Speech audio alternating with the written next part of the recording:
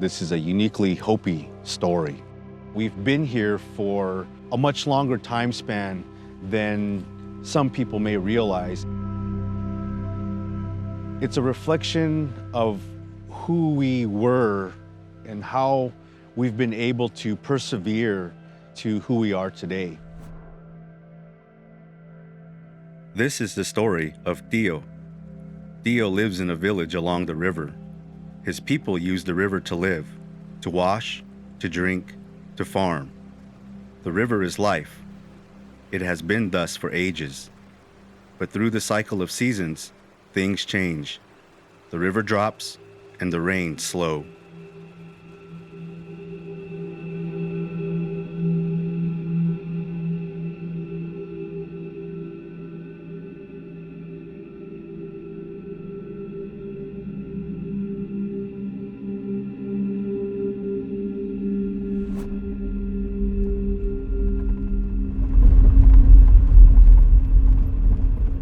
Here we are in southwest Colorado, San Juan Mountains. We're at about 10,000 feet in elevation. Middle of May, you can see the high peaks are really the only place that we're holding water right now, that we're holding snowpack. You get below tree line and there's no snow. You get down here 10,000 feet and the earth is just dry as a bone. At this point in the year, the earth should be quenched.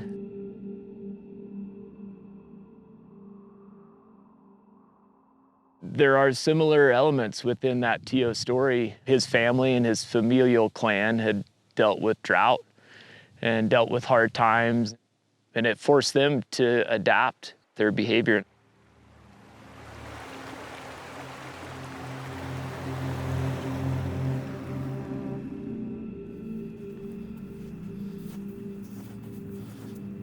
Yeah, it's amazing. Snow in late May. It's good to see, but man, the ground is dry. Like there's no mud, there's no snow. This is wild. It's dry and all this stuff's coming up early too. Yeah, there's already forbs growing out of the ground. God, that's amazing. Look at that water. Water levels here at this alpine lake are remarkably low. On an average year, this would be snow. There wouldn't be a lake yet. We're in runoff about a month and a half early.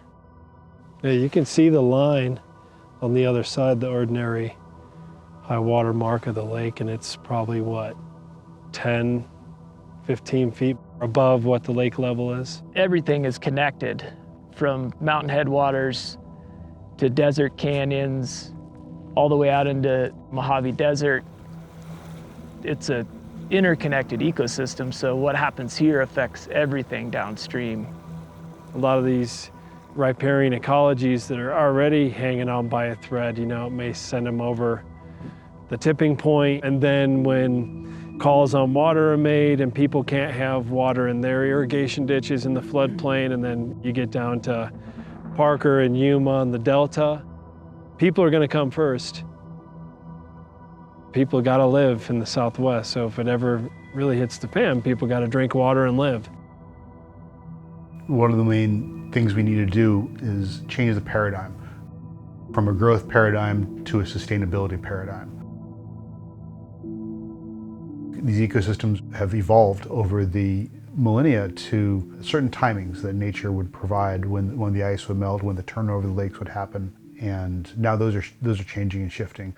So we don't really know what the implications are on the ecosystems as well. So there's an environmental component, there's a human component to it that we're quickly having to try to confront to figure out what the implications of these may be. Tio's father, the chief, feels with dismay as the river lowers, as the rains diminish. As his father prays for moisture, Tio sits by the river day after day, watching the water pass. He watches it go around a corner, disappearing. He wonders, where does the water go?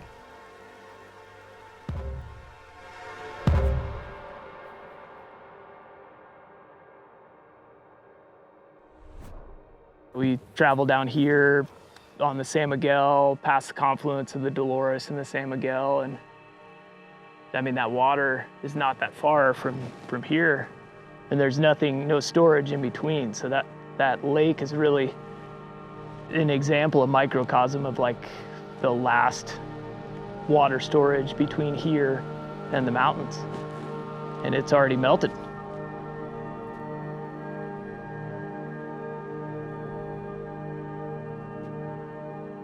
One of our assistant managers has been doing this for 40 years, and he is kind of blown away sometimes by how often he gets stuck in these sandbar alleys.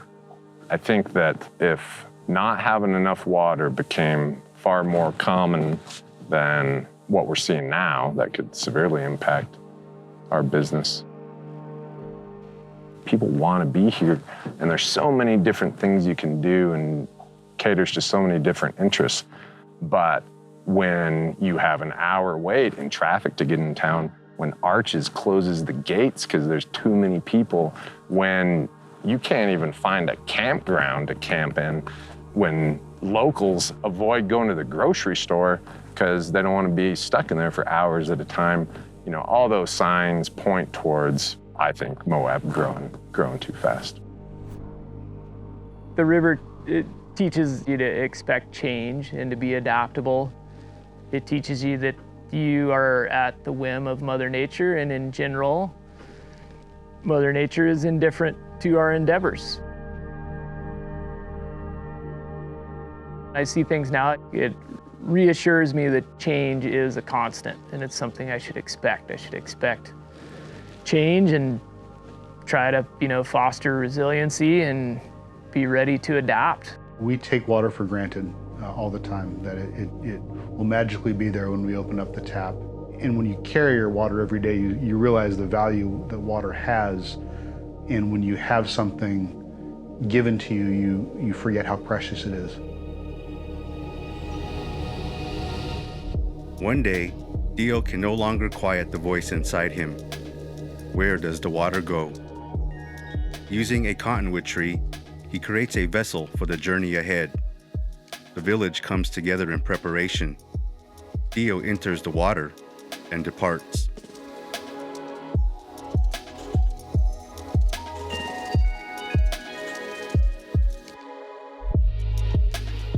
So we're standing in front of River House, which is also known as Snake House. The architecture that's behind me is mostly from the late 1200s. It's ancestral Puebloan.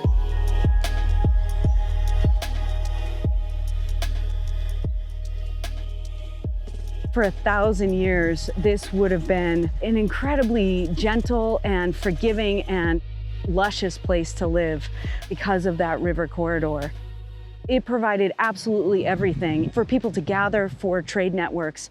So along all these wash corridors and other canyons come literally to this crossroads right here.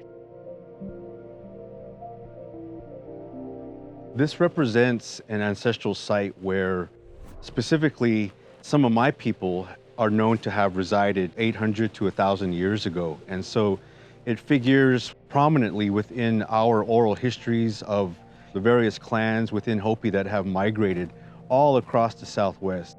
The Hopi story of Dio begins in this kind of general setting here, in a village next to a river, watching the water flow by every day and realizing that during his lifetime, those water resources were getting smaller and smaller, and wanting to be able to help his people bring water back to their communities so that they can live that good life.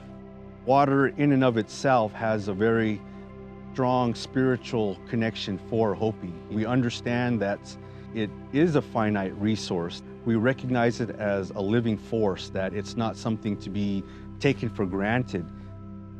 I can remember stories from my grandmother and their generation about their grandparents having to go down to the spring with their one water jar.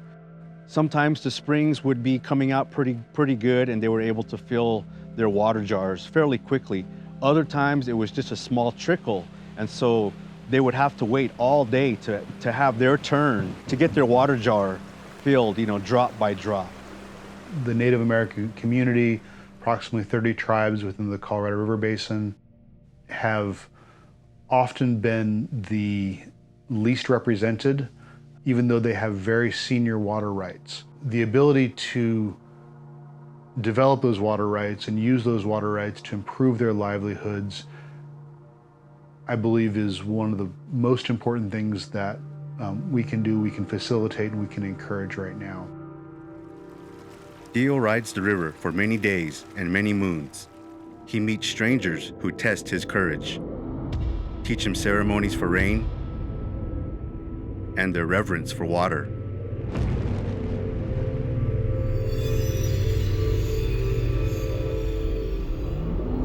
Through love, he'll find his way home.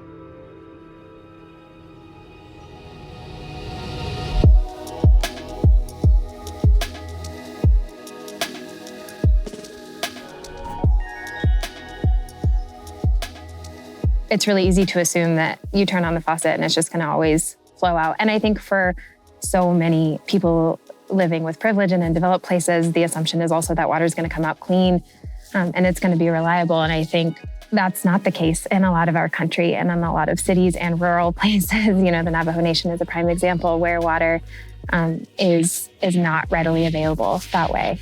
For me, you know, growing up on water and the river helped me understand this connectivity between, you know, the snow falling in the mountains and these streams that we would hike only in the summer and these little creeks, and then, you know, this big waterway that defined the character of the town and was our water supply, you know, as I came to learn later. And then also the impacts of things like drought and how that sort of had these ripple and cascading effects throughout the watershed. And I think having the river kind of be the through line in my understanding of how all those things are connected. I think Dio, he'd be very alarmed and shocked at how water is being utilized and wasted in some instances. And so maybe some of those values that he learned through his journey would be able to be lessons that we could learn from today and teach modern day people in how to conserve water, how to change our perceptions about it so that it's not just something we take for granted. We have to reckon with our past. Here are the things that worked, here are the things that did not work. And then the next step is to reconnect, right? There's a disconnect, obviously, between our current culture and the landscape that supports our existence. And then restore some of the wreckage of our past, and then try to maintain viable ecosystems. I think there's two things that need to happen. There is those moments when somebody is awed by these places, and I think that's super critical. But I also think there needs to be a way that people learn how to be here responsibly and take care of these places. Especially where we live in the desert Southwest, water is life, and we know that. And I think for kids, getting out and getting connected to it in a way that isn't just sort of conceptual, that's physical and that's spiritual, is sort of our last hope that maybe we'll protect it in a way that doesn't just come through our faucets. Hey Lils, where does the water come from? We probably could teach her more about that.